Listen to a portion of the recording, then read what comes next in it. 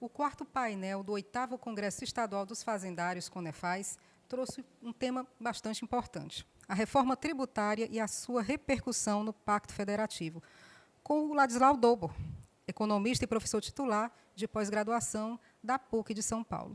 Professor, o senhor falou de todo o processo de financiarização da economia que o mundo vive hoje, que, inclusive, isso é um grande fator de concentração de renda no mundo, né? A reforma tributária seria, então, um instrumento de reverter essa lógica? Olha, no Brasil, o tributo não é particularmente elevado, é 35%, mas é cobrado, essencialmente, da população mais modesta, porque o grosso do tributo são tributos indiretos sobre o consumo e os pobres têm uma proporção maior de gasto com consumo. E, por outro lado, os mais ricos, que vivem de aplicações financeiras, inclusive em títulos do governo, eles estão isentos, porque em 95 foram isentados lucros e dividendos do pagamento de imposto. Então, contrariamente a tantos outros países, em vez do sistema tributário no Brasil reverter a desigualdade e corrigir, ele aprofunda as desigualdades e, em particular, favorece mais ricos, mas o que não significa mais produtivos, porque gente que vive de movimentação de papéis, de especulação financeira e não realmente produtores. Então, é um sistema duplamente perverso, porque ele penaliza os consumidores e penaliza as empresas que efetivamente produtivas, né? Um sistema assim não pode funcionar. Então, uma das saídas seria, então, como o senhor, em algum momento da sua palestra, falou, é preciso taxar o capital improdutivo? Sem dúvida, a gente tem imensas experiências disso, né? Como os Estados Unidos saíram do buraco nos anos 30 com Roosevelt, foi um novo pacto chamado New Deal, que lascaram um imposto elevado sobre o pessoal que vive, como se diz, de rendas, né, sem produzir nada, certo? Quando ele vê que o imposto está comendo o capital dele, ele começa a pensar, deixa eu fazer alguma coisa útil com esse dinheiro, né? E se trata disso. A Europa tem o mesmo sistema. O capital que não está sendo produtivo tem que ter uma taxa mais forte, né? Os grandes bancos mundiais e os grandes sistemas especulativos nessa era de globalização, eles estão conseguindo reverter essas leis, né? Por exemplo, nos Estados Unidos de Trump estão buscando reduzir os impostos que pagam, né? Ao contrário do que seria necessário. Isso faz parte de um problema que ajuda a entender o Brasil, porque a gente vê que o Brasil apenas aplica de maneira mais deformada um processo de deformação que está se gerando no mundo.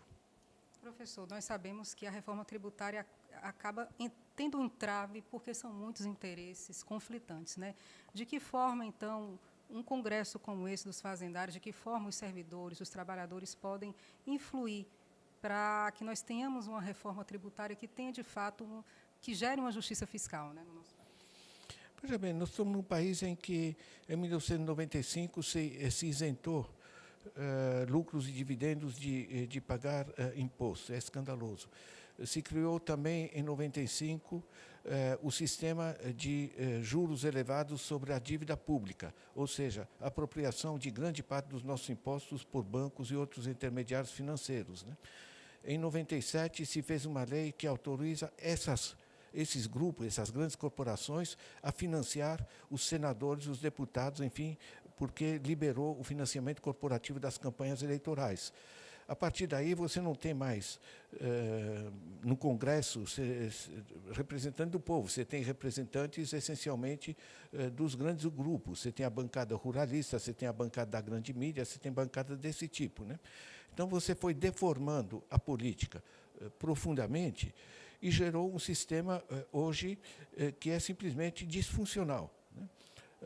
Em vez dos recursos serem captados dos lucros e transformados em atividades produtivas, pelo contrário, né, eles são captados dos consumidores e das pequenas e médias empresas em particular, e transformado em lucros financeiros que, em grande parte, vão para paraísos fiscais, né? Nos paraísos fiscais, o Brasil tem o equivalente a 28% do PIB, um estoque que está lá fora. Um país não pode funcionar assim.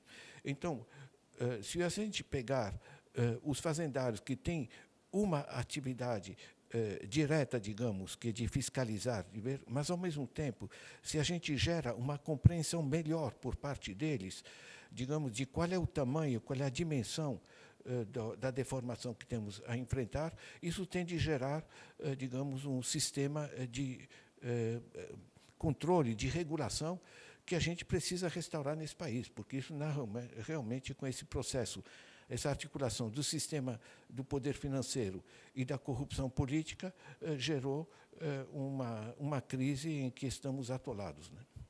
Professor Dobel, em nome da coordenação do 8º CONEFAZ, nós agradecemos a sua participação nos nossos debates. Eu que agradeço.